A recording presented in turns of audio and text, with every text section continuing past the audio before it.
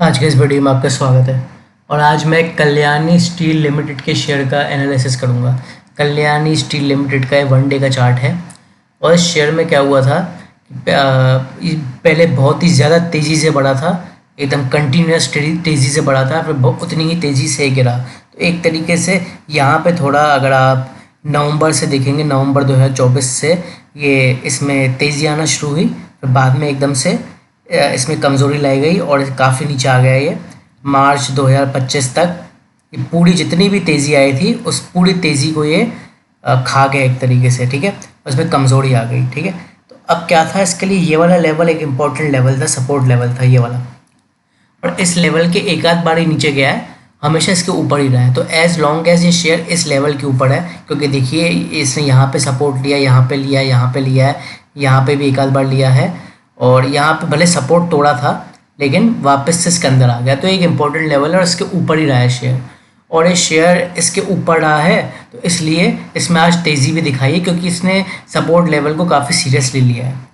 तो इसमें क्या था, देखिए सबसे पहले तो शेयर के लिए एक ये इम्पोर्टेंट लेवल था जिसको शेयर ने तोड़ दिया आज ही, और ये भी इम्पोर्टेंट लेवल था थोड़ा बहुत जिसको तोड़ दिया, ठीक है। तो इन दोनों इम्पोर्टेंट लेवल्स को तोड़ दिया जो कंसोलिडेट कर रहे थे शेयर को लंबे समय से, इसलिए इम्पोर्टेंट लेवल को तोड़ दिया।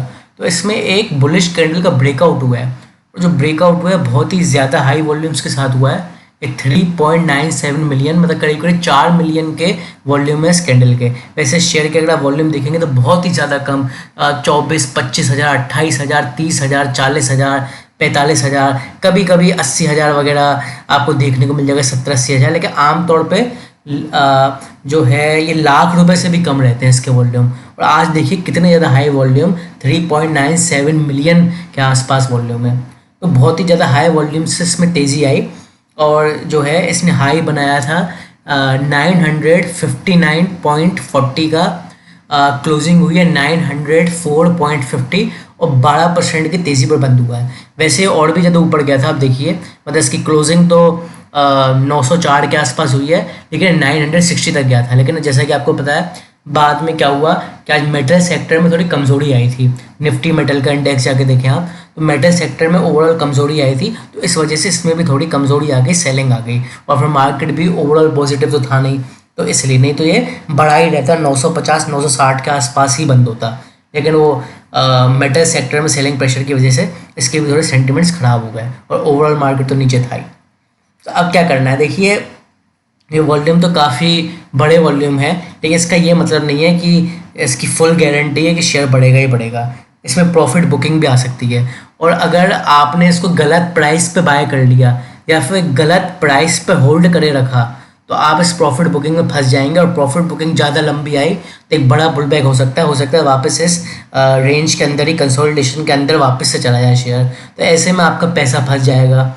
तो आपको ऐसे लेवल पे शेयर को लेना है और ऐसे लेवल पे होल्ड करना है जिसमें आपके फंसने के चांसेस काफ़ी कम हो, ठीक है। तो अब सबसे पहले अगर मैं EMAs की बात करूं तो 20 की EMA के, 50 के, 100 के और 200 के सारी EMAs की आज ही ऊपर बंद हुआ है, ठीक है। तो EMAs को देखने की ज़रूरत नहीं है, सबके ऊपर है। तो अब यहाँ पे देखिए क्या है, अब हमें इसे बाय का करना है। देखिए इसका एक ही इंपॉर्टेंट लेवल है, ये वाला लेवल आप देख रहे हैं, ये लेवल एक इम्पोर्टेंट लेवल है। इसको तोड़ा तो था इसने, लेकिन इसके नीचे बंद हुआ। ये करीब करीब 906.75 का, मतलब 907 रुपये का लेवल है, और ये तो 904.50 पे बंद हुआ है। तो आपको 907 के ऊपर बाय करना है, ठीक है। देखिए यहाँ पर भी ये 907 का ही लेवल है, इंपॉर्टेंट है। तो 907 के ऊपर आप बाय करेंगे, और जब तक शेयर 907 के ऊपर ही रहेगा तभी आप इसको होल्ड करे रखेंगे, ठीक है।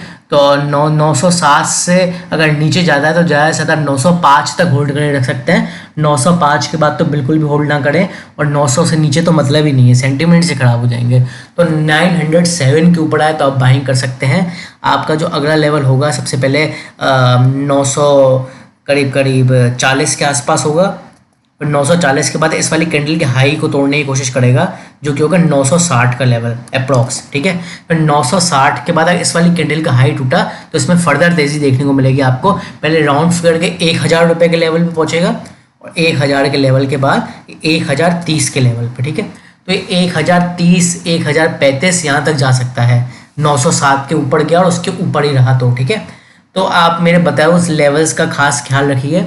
और एक बात याद रखिएगा कि इसमें कोई प्रॉफिट बुकिंग आए, पुल बैक आए, तो आपको उसमें फंसना नहीं है। आप ये इंतजार नहीं करेंगे कि शेयर बहुत गिर जाए, मैं वेट कर लेता हूँ, मैं रुक जाता हूँ। ऐसा आपको पैसा नहीं फंसाना है अपना। हाँ, अगर आपका लॉन्ग टर्म के लिए कोई विचार है तो कोई दिक्कत नहीं है, आपको जो करना है करें।